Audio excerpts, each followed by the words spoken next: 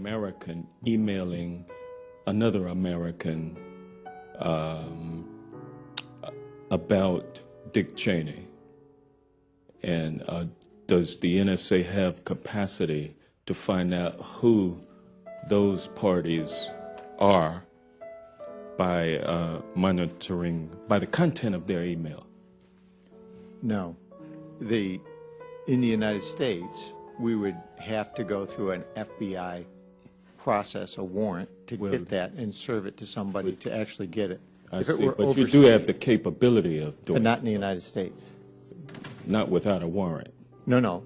We don't have the technical insights in the United States. In other words, you have to have something to intercept or some way of doing that, either by going to a service provider with a warrant, or you have to be collecting in that area. We're not authorized to collect, nor do we have the equipment in the United States to actually collect that kind of information. Yeah, first of all, it's not true. We aren't putting dossiers up on every system, every U.S. citizen. In fact, we don't have a dossier on you. I've never seen one of your emails from an intelligence perspective or otherwise, actually.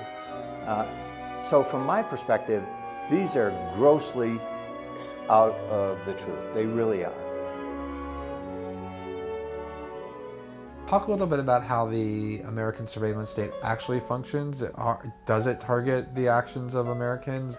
NSA and the intelligence community in general is focused on getting intelligence wherever it can by any means possible that it believes on the grounds of sort of a self-certification that they serve the national interest. Originally, we saw that focus very narrowly tailored as foreign intelligence gathered overseas. Now, increasingly, we see that it's happening domestically. And to do that, the NSA specifically targets the communications of everyone. It ingests them by default. It collects them in its system, and it filters them, and it analyzes them, and it measures them, and it stores them for periods of time, simply because that's the easiest, most efficient, and most valuable way to achieve these ends. I think what we're doing to protect American citizens here is the right thing.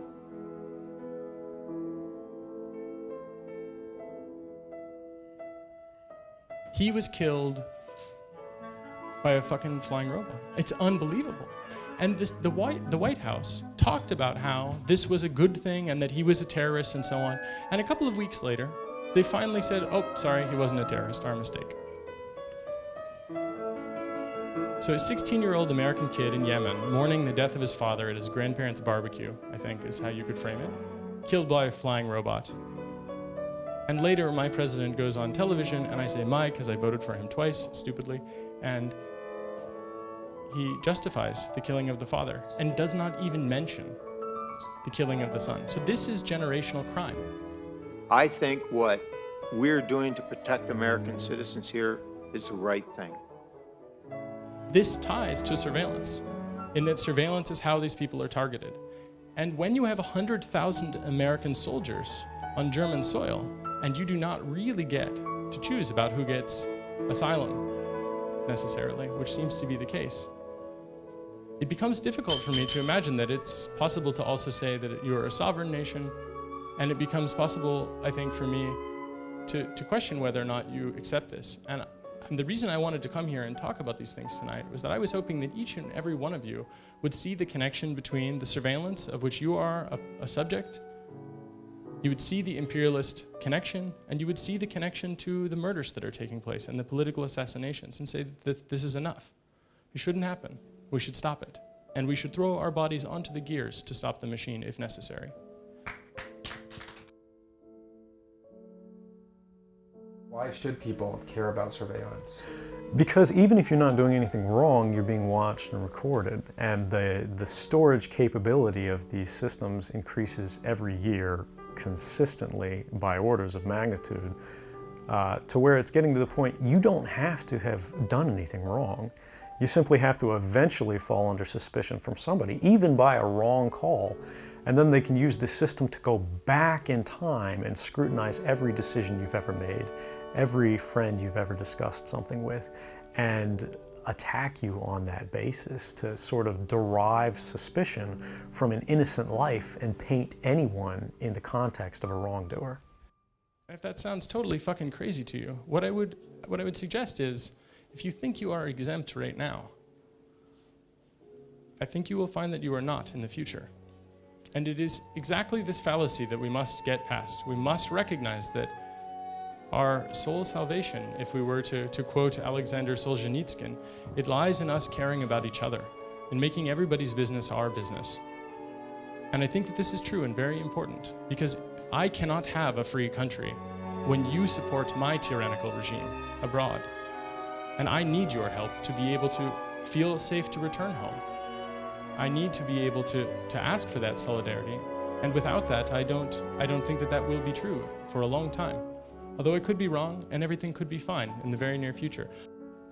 I don't want to live in a world where everything that I say, everything I do, everyone I talk to, every expression of creativity or love or friendship is recorded. And that's not something I'm willing to support. It's not something I'm willing to build, and it's not something I'm willing to live under. So I think anyone who opposes that sort of world has an obligation to act in the way they can. Now, I've watched and waited and tried to do my job in the most policy-driven way I could, which is to wait and allow other people, wait and allow our leadership, our figures to sort of correct the excesses of government when we go too far. But as I've watched, I've seen that it's not occurring. And in fact, we're compounding the excesses of prior governments and making it worse and more invasive. And no one is really standing to stop it. I think what we're doing to protect American citizens here is the right thing. The public needs to decide whether these programs and policies are right or wrong. And I'm willing to go on the record to defend the authenticity of them and say, I didn't change these, I didn't modify the story. This is the truth, this is what's happening. You should decide whether we need to be doing this.